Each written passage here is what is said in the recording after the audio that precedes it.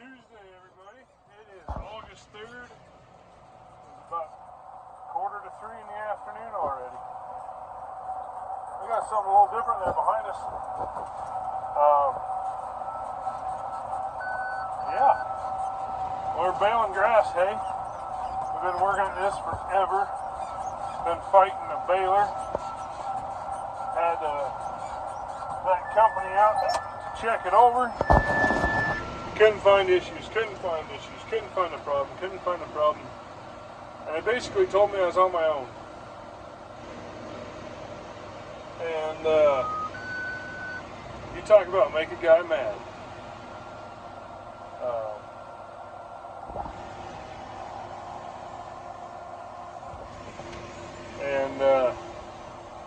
Made me mad. I called a buddy of mine who sells these yellow ones.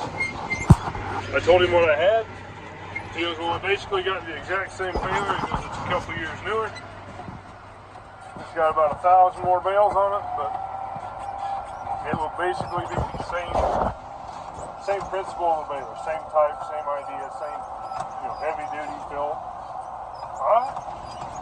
We come to what a deal is, and we brought her down today. I had trouble with the other one. I was tired of fighting it. And it's still here, the other baler is. He'll be back in a couple days to get it, he said. So, really impressed so far. We're making nice bales, good size. Not a lick of trouble, not a lick of net wrap trouble. I've been having net wrap trouble with that other one also.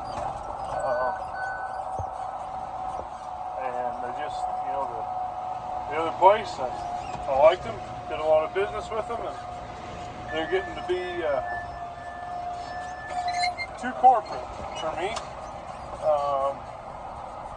They've got a lot of stores, they've got a lot of territory to cover, and I just feel like I'm not their priority, and don't get me wrong, I understand they got other customers. I bought the baler from them too. It's not like I bought it from another company or another dealer.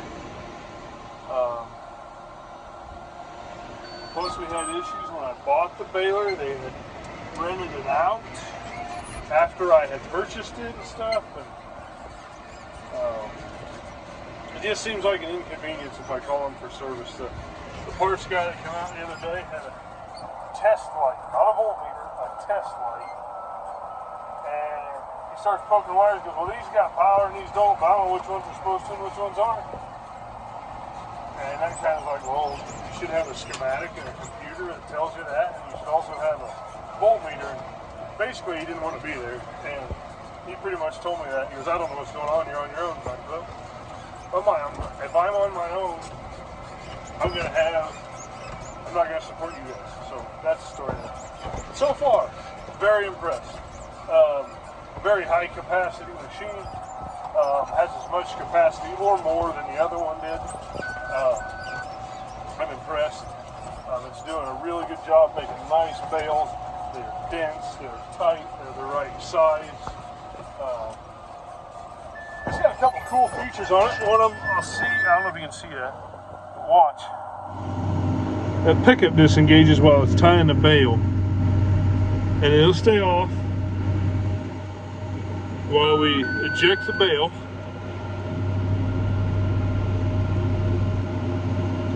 There goes the bale.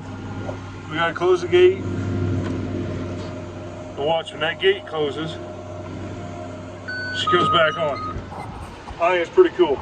Their main reason they did it that way, they told me, was, here, let's see if I can do this. So that they, don't eat net wrap in there, which is an awesome idea. The other bonus I think is, think how many less revolutions that thing makes every bale, That could save quite a bit of wear and tear on the pickup, excited about that. So my monitor's laying over here for it.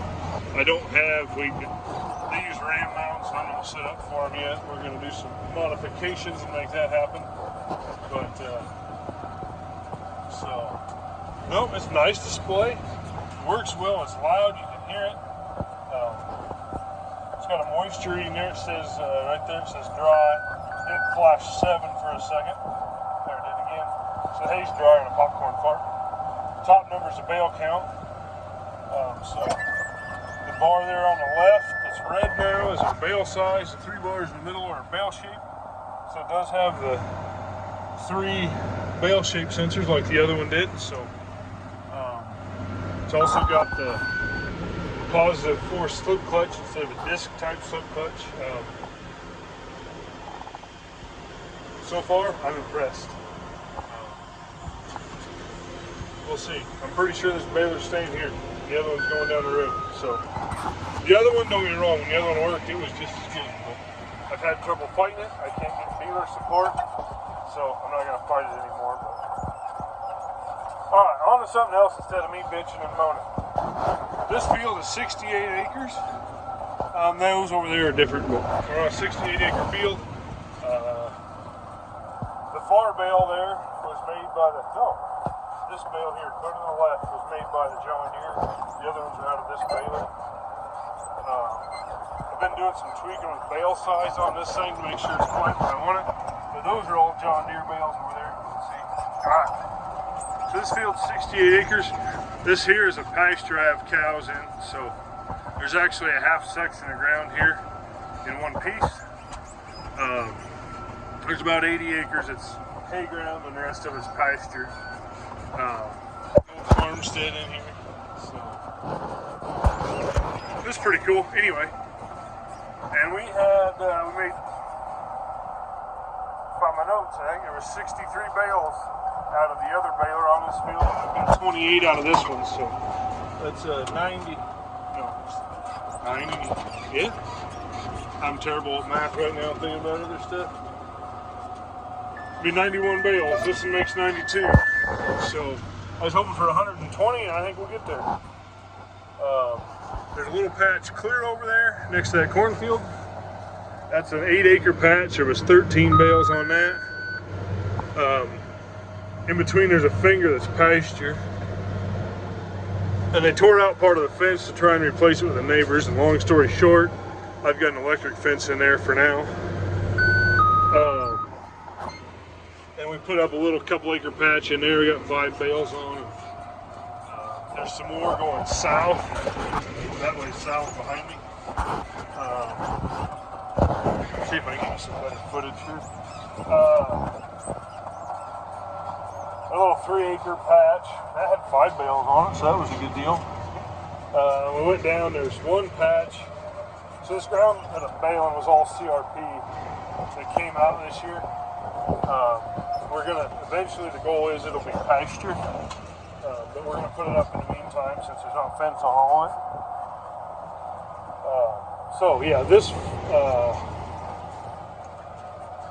anyway, there's a 40-acre patch that did have a good fence around it, so we're grazing that one this year. And then there's another 40-acre that has no fence on it, and we're putting that up for hay also. I get this field baled, I'm going down there to finish. I started on it the other night, and that's when I really got into fits with that other baler. And I got mad and said I was done. So that was on Sunday. Yesterday I spent the day hauling seed. Today this showed up. I'm going to try and get all this baled tonight. Making a pretty good dent in it. I'd say a big hour and a half will be done on this patch. It'll probably take 2 hours down on the other one. So we should be done 7:30 if things work together. So that's the hope there. I got my wife and my father-in-law are hauling hay. It's been a fun year. I got a video there to make on hauling hay. But right now we're just going back and forth making round bales. It's working really well. I'm really happy right now. Having fun. Yes, I'm one of those idiots. Work is fun. But anyway, the rest of the week I'm probably going to be hauling seed most of the time. I'd like to cut my sorghum sedan, get it on the ground and get it drying out. And I think this weekend it looks like we might be putting up some sweet corn, probably Sunday or so. But so staying and steady, staying busy like normal. Wouldn't have it any other way. But I'm gonna keep it short. I'm gonna get back to running two hands on this baler. So thanks for watching. If you guys got any questions or anything, don't be afraid to holler.